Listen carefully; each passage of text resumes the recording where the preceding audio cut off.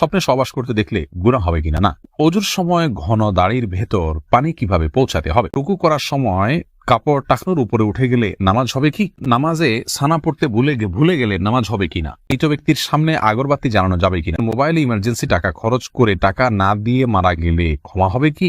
লোকমুখে শুনেছি জীবদ্দশায় 1 কেজি সুরমা লাগালে সে জান্নাতি। এটা কি সঠিক? কোন কাজ করলে পরিবারে অশান্তি দূর হবে ও আর্থিক সচ্ছলতা ফিরবে? ব্যাংকে ডিপিএস করা কি হালাল হবে? স্ত্রীকে গর্ভবতী অবস্থায় সহবাস করা যাবে কিনা? খাটের উপর দাঁড়িয়ে নামাজ পড়া যাবে কিনা? নামাজের প্রথম রাকাতে আউযুবিল্লাহ বিসমিল্লাহ সহ সূরা পাঠ করে প্রথম রাকাত শেষ করলাম, দ্বিতীয় রাকাত কি পুনরায় আউযুবিল্লাহ পাঠ করতে হবে না বিসমিল্লাহ পাঠ করলেই হবে? ছেলে বা মেয়ের ছবি দেখা যাবে কিনা? দেবজাতকের বমি কাপড়ে লাগলে নামাজ হবে কিনা? মৃত ব্যক্তির উদ্দেশ্যে মসজিদে মিষ্টি দিলে কি কোনো সওয়াব হবে? আমার ছেলের রোগ মুক্তির জন্য আমি কি দোয়া করতে? গরুর গোবর কি নাপাক?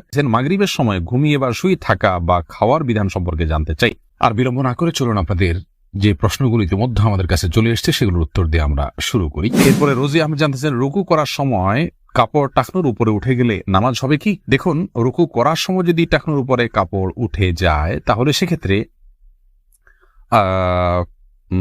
আপনার মেয়ে মানুষ হিসাবে সামান্য এক ঝলকের জন্য উঠলো, 1 সেকেন্ড 2 সেকেন্ডের জন্য উঠলো, তাতে গুনাহ হবে না ইনশাআল্লাহ বিইذনিল্লাহ। এমনি নাসিমউদ্দিন আপনি জানতে চেয়েছেন ওযুর সময় ঘন দাড়ির ভেতর পানি কিভাবে পৌঁছাতে হবে? দেখুন, পানি এভাবে কোষ করে ধরে আপনি যেভাবে ভিজিয়ে রাখেন তাহলে সেক্ষেত্রে যত ঘন দাঁড়িয়ে হোক না কেন গোড়ায় চলে যাবে। নুসরাত জাহান ইমু আপনি জানতে চেয়েছেন মৃত ব্যক্তির সামনে আগরবাতি জ্বালানো যাবে কিনা? দেখুন, আগরবাতি মূলত জ্বালানোর নির্দেশ হলো সুঘ্রাণের জন্য। অতএব মৃত ব্যক্তিকে রেখেছেন, তার দেহ থেকে কোনো দুর্গন্ধ আসতে পারে, সেই জায়গা থেকে আপনি কোনো সুঘ্রাণ যুক্ত কোনো কিছু ব্যবহার করতেই পারেন, আগরবাতি জ্বালাতেই পারেন। এছাড়া মসজিদে আগরবাতি জ্বালানোর কথা মুরাদুল্লাহ তাআলা বলেছেন। ইমানদারের বাসা বাড়িতে আগরবাতি অথবা ধূপের আপনার ধোঁয়া এটা প্রজ্বলন করা হবে সুঘ্রাণের জন্য, এটি ভালো, এটি খারাপ কোনো কাজ নয়। তবে মৃত ব্যক্তির জন্য করতেই হবে এমন কোনো বিষয় নয়। মোশাররফ হোসেন জানতে চেয়েছেন নামাজে সানা পড়তে ভুলে গেলে নামাজ হবে কিনা? হ্যাঁ ভাই, নামাজ হয়ে যাবে, কারণ সানা পড়া এটা নামাজের জন্য ফরজ বা ওয়াজিব নয়। ফরজ বা ওয়াজিব নয় এমন কোনো কিছু ছুটে গেলে নামাজ হয়ে যাবে, কোনো অসুবিধা নেই। এরপরে বোন সাদিয়া ইসলাম জানতে চেয়েছেন, লোকমুখে শুনেছি জীবদ্দশায় 1 কেজি সুরমা লাগালে সে জান্নাতি। এটা কি সঠিক? না বোন, এরকম কোনো কথা নেই যে 1 কেজি পরিমাণ সুরমা লাগালে সে জান্নাতি হবে। তবে হ্যাঁ, মৌলিকভাবে সুরমা লাগানো রাসূল আকরাম সাল্লাল্লাহু আলাইহি ওয়াসাল্লামের সুন্নাহ এবং সে বিষয়ে নবী সাল্লাল্লাহু আলাইহি ওয়াসাল্লামের সুস্পষ্ট নির্দেশনা রয়েছে। আমরা সুরমা লাগাবো আমাদের সাধ্য অনুযায়ী, তবে 1 কেজি পরিমাণ লাগাতে হবে এমন কোনো কথা নেই, এটি মন গড়া কথা। এমডি শাফি জানতেছেন, মোবাইলে ইমার্জেন্সি টাকা খরচ করে টাকা না দিয়ে মারা গেলে ক্ষমা হবে কি? না ভাই, এটা গুনাহের কারণ। এজন্যই ইমার্জেন্সি ব্যালেন্স নিলে খুব দ্রুত সেটা পরিশোধ করার চেষ্টা করে ফেলা উচিত। আর সেই সাথে তার আত্মীয়স্বজন যারা আছেন তারা পরবর্তীতে তার দেনা পাওনা পরিশোধের ক্ষেত্রে তাদের খেয়াল করা উচিত। এটা হতেই পারে মানুষের দ্বারা, যদি এরকম হয় তাহলে সেক্ষেত্রে তাদেরকে ওসিয়ত করে যাওয়া উচিত যে আমার দেনা পাওনাগুলো হয়তো সাবধান থাকবে, তাদের পক্ষ থেকে আদায় করলে ইনশাআল্লাহ তিনি দায়মুক্ত হয়ে যাবেন। নাহিদ নোমান জানতে চেয়েছেন, কোন কাজ করলে পরিবারে অশান্তি দূর হবে ও আর্থিক সচ্ছলতা ফিরবে? ভাই নাহিদ, এর জন্য আপনাকে আমি পরামর্শ দেব 2টি কাজ সবচেয়ে গুরুত্বের সাথে করার। এক হলো দুরূদ শরীফ, আর একটা হলো ইস্তিগফার। এই 2টি জিনিস আপনি বেশি বেশি করে পাঠ করবেন। রাসূল আকরাম সাল্লাল্লাহু আলাইহি ওয়াসাল্লাম হাদিস থেকে বোঝা যায় দুরূদ এটা বেশি বেশি করে পাঠ করলে মানুষের বিপদ আপদ দূর হয়, পেরেশানি থেকে আল্লাহ তাআলা মুক্তি নসিব করেন। ইস্তিগফারের ক্ষেত্রে আল্লাহ তাআলা বলেছেন সূরা নূহের মধ্যে, ফাকুলতু আস্তাগফিরু রাব্বাকুম ইন্নাহু কানা গাফফারা ইউরসিলিস সামা আলাইকুম মিদরারা ওয়া ইউমদিদুকুম বিআমওয়ালিন ওয়া বানিন ওয়া ইয়াজআল লাকুম জান্নাতিন ওয়া ইয়াজআল লাকুম আনহারা। এই আয়াতগুলোর আলোকে অনেক মুফাসসিরিন ইকরাম, অনেক উলামায়ে ইকরাম বলেছেন যে ইস্তিগফার বেশি বেশি করলে আল্লাহ তাআলা রিজিক বৃদ্ধি করেন এবং মানুষের রিজিক অনটন দূর করেন। অতএব এই 2টি আপনি নিয়মিত করবেন, সেই সাথে আপনি খুব সিরিয়াসনেসের সাথে হালাল উপার্জনের জন্য চেষ্টা করে যাবেন। আল্লাহ তাআলা আপনার সমস্যাকে দূর করে দিন। সজল শেখ আইডি থেকে আপনি জানতে চাচ্ছেন, ব্যাংকে ডিপিএস করা কি হালাল হবে? শুধু ব্যাংকগুলোতে ডিপিএস করা হারাম হবে, যেহেতু সেখানে আপনাকে সুদ দেওয়া হবে, সুদ ভিত্তিক লেনদেনের চুক্তি আপনার সাথে হয়ে যাবে সেজন্য। আর ইসলামী ব্যাংকগুলো যদি হয় তাহলে সেক্ষেত্রে বেশ কিছুটা ছাড় রয়েছে এবং সেটি কিছুটা কোনো কোনো ক্ষেত্রে এটি সন্দেহের মধ্যে পড়বে, শুবহাতের মধ্যে পড়বে, বাকি মৌলিকভাবে অন্য কোনো উপায় যদি কারো না থাকে এটি নাজায়েজ বা হারাম সরাসরি হবে না। তবে অ্যাভয়েড করতে পারলে সেটাও ভালো, যেহেতু সংশয় বা সন্দেহ সেখানেও রয়েছে। শাহাদাত হোসেন সবুজ আপনি জানতে চেয়েছেন, স্ত্রীকে গর্ভবতী অবস্থায় সহবাস করা যাবে কিনা? স্ত্রী গর্ভবতী থাকলে সে অবস্থায় সহবাস করাতে কোনো নিষেধাজ্ঞা নেই। এরপরে ইস্তাব্রো বাণী এই আইডি থেকে আপনি জানতে চেয়েছেন, খাটের উপর দাঁড়িয়ে নামাজ পড়া যাবে কিনা? যাবে, কোনো অসুবিধা নেই। আপনি খাট হোক আর ভূমি হোক, ফ্লোর হোক, যে কোনো জায়গায় দাঁড়িয়ে সালাত আদায় করতে পারবেন। আপনি স্বাভাবিকভাবে যদি সালাত আদায় করতে অসুবিধা না হয় তাহলে সেক্ষেত্রে কোনো অসুবিধা নেই। হ্যাঁ, কোনো খাটের উপরে দেখা যায় যে ম্যাট্রেস বা ফোম থাকার কারণে অনেক দূর ডেবে যায়, যার কারণে রুকু সিজদায় তিনি ব্যালেন্স রাখতে পারেন না এবং সুন্দরভাবে সালাত আদায় করতে পারেন না, সেজদা সঠিকভাবে করতে পারেন না। এরকম যদি হয় তাহলে সেক্ষেত্রে তার জন্য খাটে দাঁড়িয়ে সালাত আদায় করা উচিত হবে না। এটা কমপক্ষে মাকরুহ হবে, অপছন্দনীয় হবে, তবে সালাত হয়ে যাবে। যেহেতু সালাত স্বাভাবিকভাবে করতে তার অসুবিধা হয়, শরীরে ব্যালেন্স ঠিক রাখতে পারে না, রুকু সিজদা যথাযথভাবে করতে অসুবিধা হয় এবং মনোযোগেও ব্যাঘাত সৃষ্টি হয়, যার কারণে এরকম জায়গায় সালাত করা উচিত। আর যদি এতটা নরম না হয় তাহলে সেক্ষেত্রে সাধারণ খাটে বা চকিতে সালাত আদায় করতে কোনো অসুবিধা নেই। সাইফুল ইসলাম জানতে চেয়েছেন, নামাজের প্রথম রাকাতে আউযুবিল্লাহ বিসমিল্লাহ সহ সূরা পাঠ করে প্রথম রাকাত শেষ করলাম, দ্বিতীয় রাকাত কি পুনরায় আউযুবিল্লাহ পাঠ করতে হবে না বিসমিল্লাহ পাঠ করলেই হবে?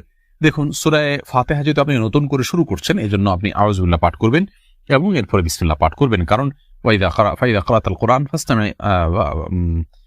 ফাস্তাইয বিল্লাহি মিনাশ শাইতানির রাজিম, আল্লাহ তাআলা বলেছেন কোরআন যখন পাঠ করবে তখন তুমি আল্লাহ তাআলার কাছে আশ্রয় চাইবে শয়তান থেকে। এজন্য প্রথম রাকাতে আপনি সূরা ফাতিহা পাঠ করেছেন, এরপরে আপনি রুকু করেছেন, সিজদা করেছেন, তাসবিহ পাঠ করেছেন, অনেকগুলো কাজ করেছেন, আবার নতুন করে আপনি তেলাওয়াত শুরু করছেন, যার কারণে আপনি এখানে আউযুবিল্লাহ সূরা দুইটা পাঠ করবেন। আয়েশা আহমেদ আপনি ইউটিউব চ্যানেলে প্রশ্ন করেছেন, বিয়ের ক্ষেত্রে ছেলে বা মেয়ের ছবি দেখা যাবে কিনা? দেখুন, ছেলে বা মেয়ের ছবি দেখা যাবে বিয়ের ক্ষেত্রে শর্ত সাপেক্ষে। আর সে শর্ত হলো, ছেলে মেয়ের ছবি দেখবে, তার কোনো বাবা অভিভাবক বা অন্য কাউকে দেখাবে না এবং দেখার পরে এটি মুছে ফেলবে নিজের কাছ থেকে, এবং মেয়েও ছেলের ছবি দেখবেন এবং সেটি ফিতনায় পতিত হয়, ছবি দেখে বাজে চিন্তা হয়, বিবাহ ছাড়া আগ পর্যন্ত সেই সুযোগ যেন না থাকে সেজন্য এটি রিমুভ করে ফেলবেন।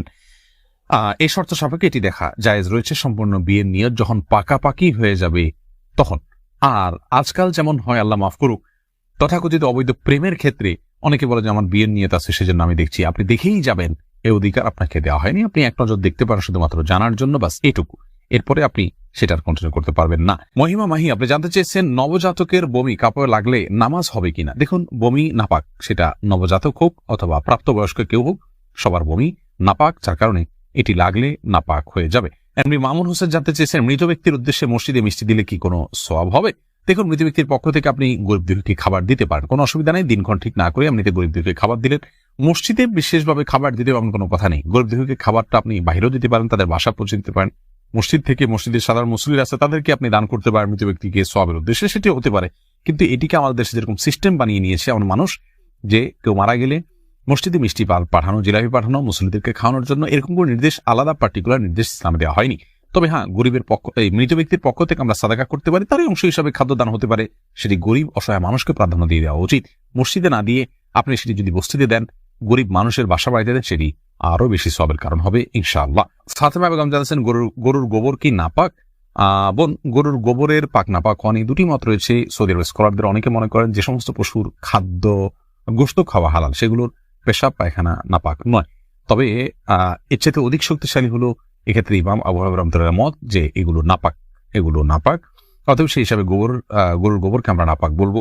আফনান লিজ আপনি জানতে চেয়েছেন, আমার ছেলের রোগ মুক্তির জন্য আমি কি দোয়া করব? আপনি মা হিসাবে তার জন্য আল্লাহর কাছে সাধারণভাবে দোয়া করবেন। দোয়া কবুলের জায়গাগুলোতে, সময়গুলোতে দোয়া করবেন ইস্তিগফার, দুরুদ এবং দোয়া ইউনুস, লা ইলাহা ইল্লা আনতা সুবহানাকা ইন্নী কুনতু মিনাজ জালিমিন এবং ইয়া যাল জালালি ওয়াল ইকরাম, এগুলো পাঠ করে এবং আল্লাহর নাম ডেকে ডেকে, এটা ইসমে আজম আল্লাহ, হে আল্লাহ, এভাবে ডেকে ডেকে আল্লাহর কৃতজ্ঞতা স্বীকার করে আল্লাহর কাছে দোয়া করবেন। ইনশাআল্লাহ আপনি কায়মন বাক্যে দোয়া করলে মায়ের দোয়া সন্তানের জন্য আল্লাহ তাআলা কবুল করবেন। যদি আপনার দোয়া আপনি কবুল হতে না দেখেন তাহলে বিচলিত হবেন না, সবর করবেন, আল্লাহ তাআলা সেখানে আপনার জন্য কোনো কল্যাণ অবশ্যই নিহিত রেখেছেন। এমডি রায়হান সিদ্দিকী আপনি জানতে চেয়েছেন, মাগরিবের সময় ঘুমিয়ে বা শুয়ে থাকা বা খাওয়ার বিধান সম্পর্কে জানতে চাই। দেখুন ভাই রায়হান, মাগরিবের পরে এশার আগে শোয়ার ব্যাপারে হাদিস নিষেধাজ্ঞা রয়েছে। নবী সাল্লাল্লাহু আলাইহি ওয়াসাল্লাম অপছন্দ করতেন এই সময় শোয়াটাকে, যার কারণে মাগরিবের পরে শোয়া উচিত নয়। তবে যদি কেউ অসুস্থ থাকেন, শরীরে ক্লান্তি থাকে, তিনি শুয়ে আছেন ক্লান্তির কারণে, সেটি ভিন্ন বিষয়।